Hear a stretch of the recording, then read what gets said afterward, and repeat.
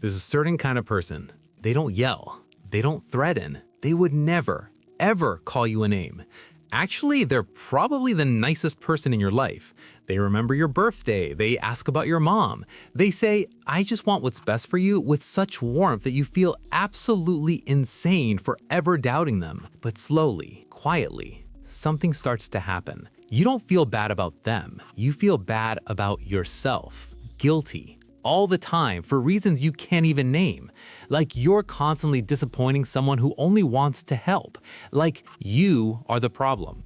And if you've ever lived in that specific kind of fog, where someone's words are kind, but their effect on you is slow destruction, you're not crazy. You're not too sensitive. You are dealing with something very precise, a nice manipulator. I'm gonna walk you through 7 signs, not just to name them, but to show you why your brain couldn't see this coming.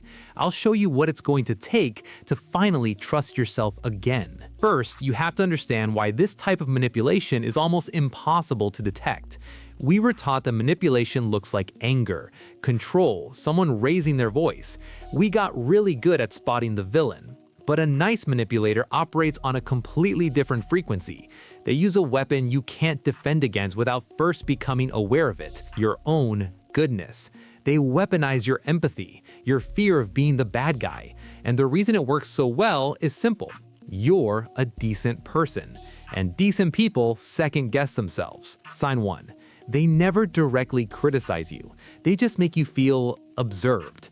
They don't say, that was a bad idea. They say, oh, are you sure about that? I just worry about you. They don't say your outfit looks wrong. They look at it, pause, and go, that's a bold choice. They use this tiny smile that makes you want to go home and change. Psychologists call this ambivalent communication. The words say safety. The tone, the pause, that little shift in their eyes, that says judgment. And because there is no actual insult to point to, you can't defend yourself. You just absorb this low-grade sense of being wrong. And your brain, trying to explain the confusion, lands on the easiest answer. I must be too sensitive. That's the trap. Sign 2. They are the perpetual victim in every single story, including the ones where they hurt you. You try to bring something up, calmly, carefully, and within 30 seconds, somehow, they are the one who has been misunderstood. They had such a hard week. They were just trying to help. Suddenly, you're not the person who needed an apology. You're the one holding them. You're apologizing for making them feel bad about making you feel bad. It's a documented psychological loop called DARVO.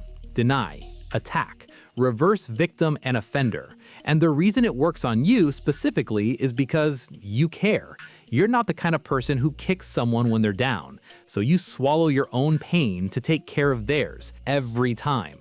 Pause for a second. If there's a knot in your stomach right now, that is not anxiety. That is recognition. Your body already knows this pattern. Your mind has just been working overtime to explain it away. Keep listening. Sign 3. Help that comes with invisible strings. They are so helpful. They do things for you without being asked. They pick up your slack. It feels good. It feels like love. Until the day you try to set a boundary, or disagree with them, or need something they don't want to give. That's when the inventory comes out. After everything I've done for you. You never signed the contract. There was no agreement. But in their mind, every act of kindness was a deposit, and they have been keeping exact change. Now, your independence, your boundary, that is the debt they have come to collect. Sign 4. Silence as a weapon. This one is insidious because it looks like nothing. They didn't do anything, they just withdrew. The texts go cold, the warmth disappears, a door closes behind their eyes, and when you ask, because you always ask, hey, is everything okay? They smile and say, everything's fine, but the cold remains.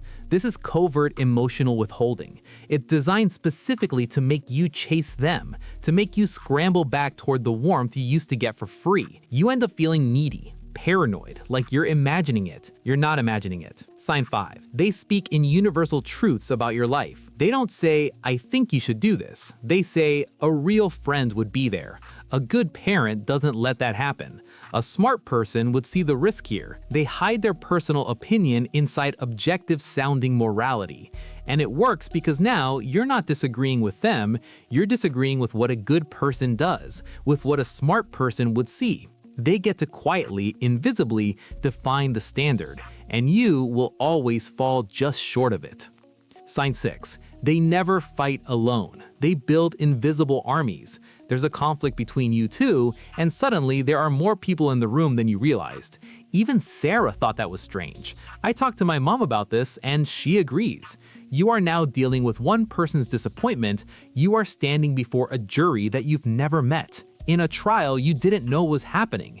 It's designed to make their isolated opinion feel like a global consensus.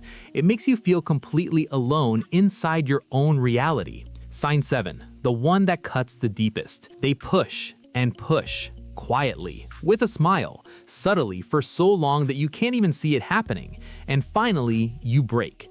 You raise your voice, you say something sharp or cold or mean, and they look at you with wide, wounded eyes and whisper, "Why are you being like this? I was just trying to help." And in that moment, all the evidence points to you.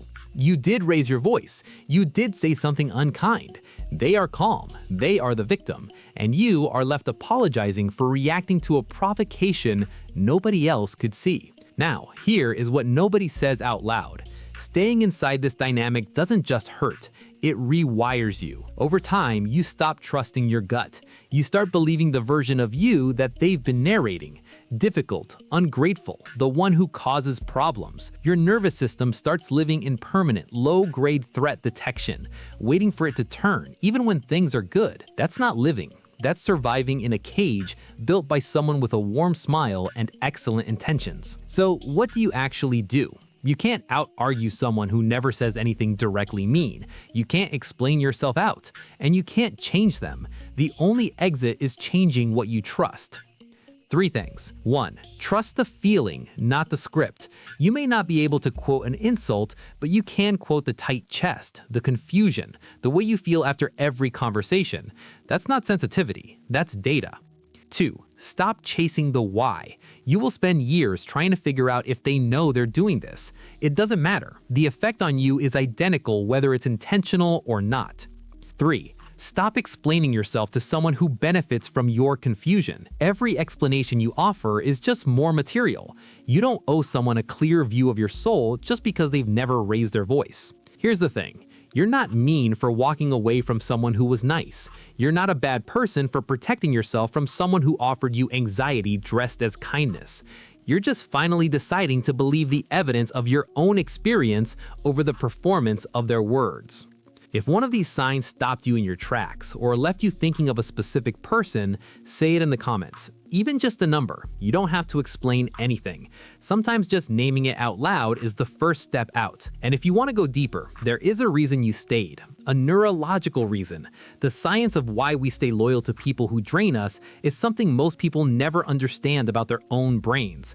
That video is right here. Click it. It's going to be the one that finally makes it all make sense. I'll see you over there.